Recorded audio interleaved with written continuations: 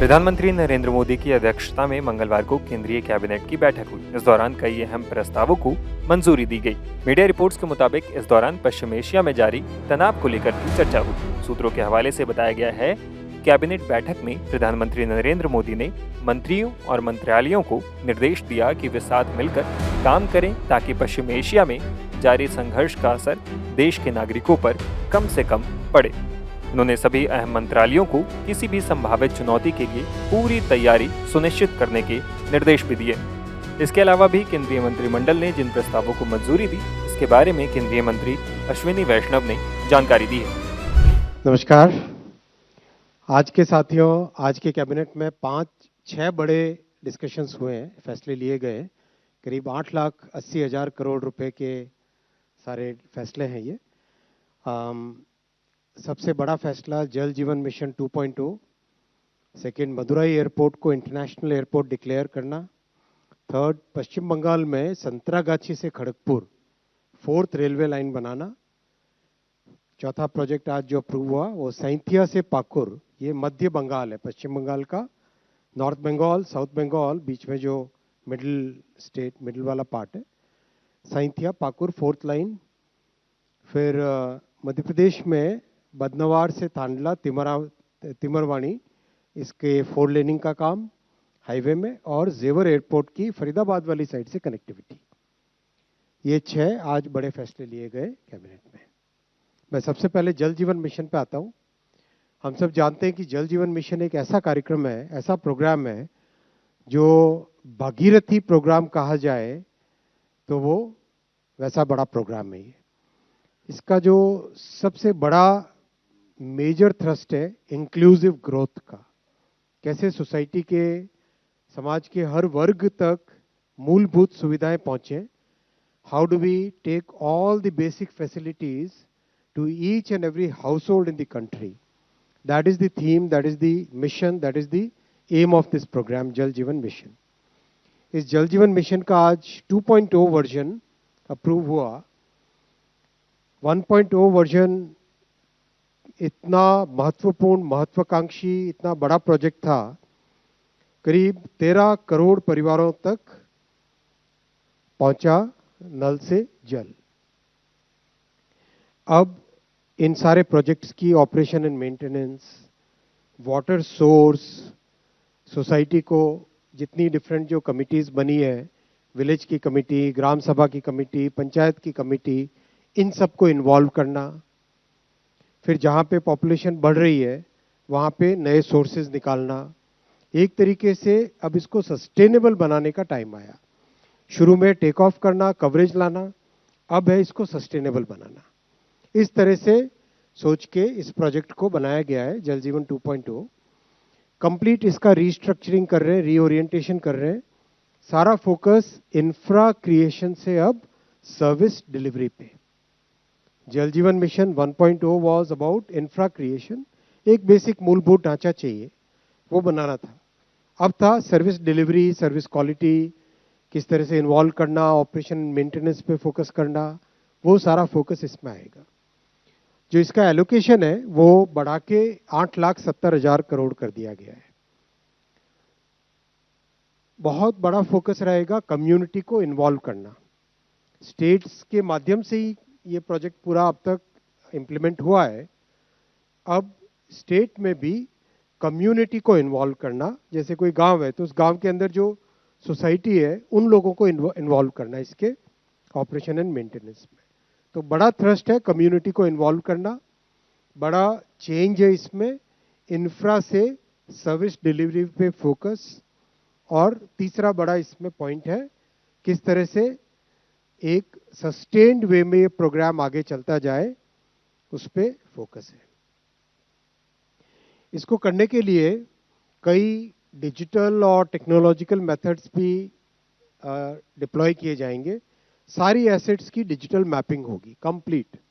Pipeline हो, tank हो, tap water का कनेक्शन का हो, उन सब का जीआईएस बेस्ड डिजिटल मैपिंग की जाएगी। हर एक प्रोग्राम का एक सर्टिफिकेशन रहेगा। पाइपलाइन लगी है तो उसका एक सर्टिफिकेशन रहेगा, और उस सर्टिफिकेशन में जो विलेज कम्युनिटी से जुड़े हुए लोग हैं उनको इन्वॉल्व किया जाएगा, जैसे सेल्फ हेल्प ग्रुप्स हैं, जैसे लखपति दीदी है, जैसे पंचायत के जो इलेक्टेड रिप्रेजेंटेटिव्स हैं, उन सबको इसके साथ जोड़ा जाएगा। तो सारा सिटीजन सेंट्रिक सर्टिफिकेशन इसका रहेगा। वाटर की क्वालिटी और वाटर का लेवल, जहां पर भी ग्राउंड वाटर लिया जाता है, वहां पे वाटर की क्वालिटी, वाटर का सस्टेन्ड वे में कितना अवेलेबिलिटी रहेगी, वो सब चीजों को मास्टर प्लान के तहत लाया जाएगा। मास्टर प्लान बहुत ही माइक्रो यानी हाइपर लोकल रहेगा। मास्टर प्लान रहेगा उस पर्टिकुलर विलेज का, उस पर्टिकुलर एरिया का, जहां के लिए ये फैसिलिटी दी जा रही है। और कम्युनिटी को इन्वॉल्व किया जाएगा जल उत्सव, जल अर्पण के माध्यम से।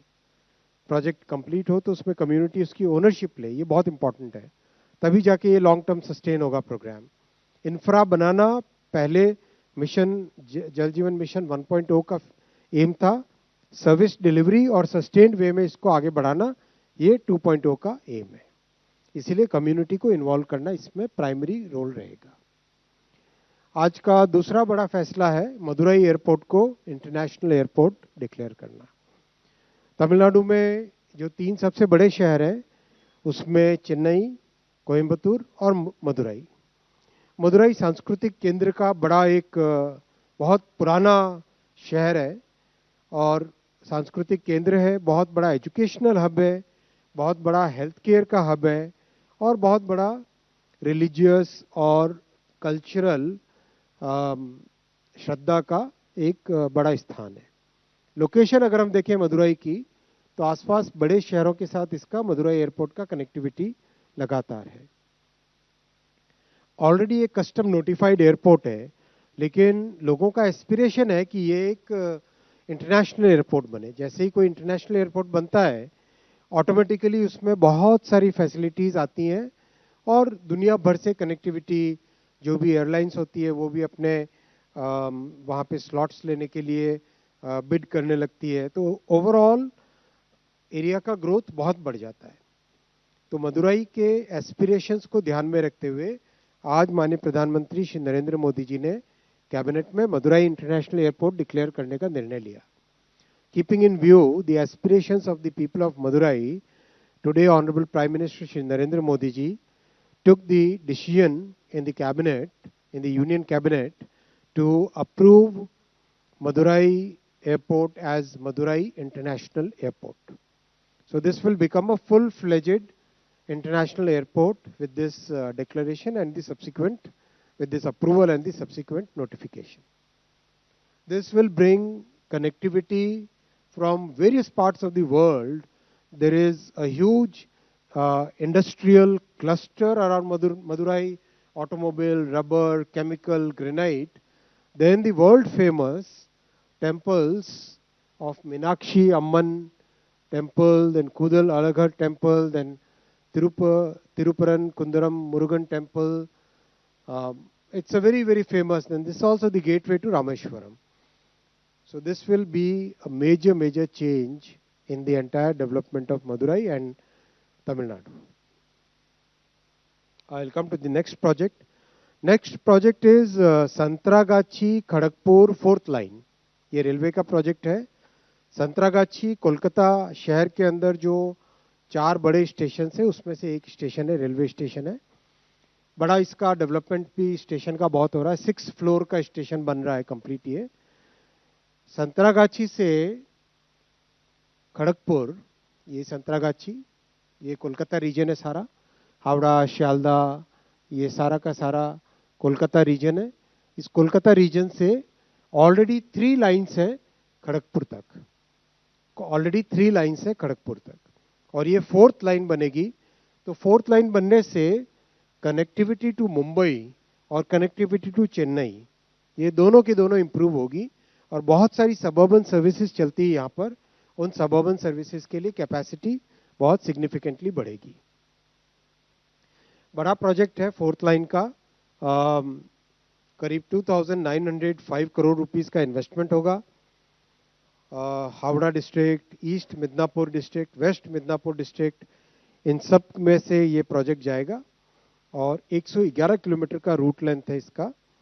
काफ़ी सिग्निफिकेंट इसमें ब्रिजेस हैं। एक तो मेगा ब्रिज है, एक मेगा ब्रिज है, 15 मेजर ब्रिजेस है और 100 माइनर ब्रिजेस है।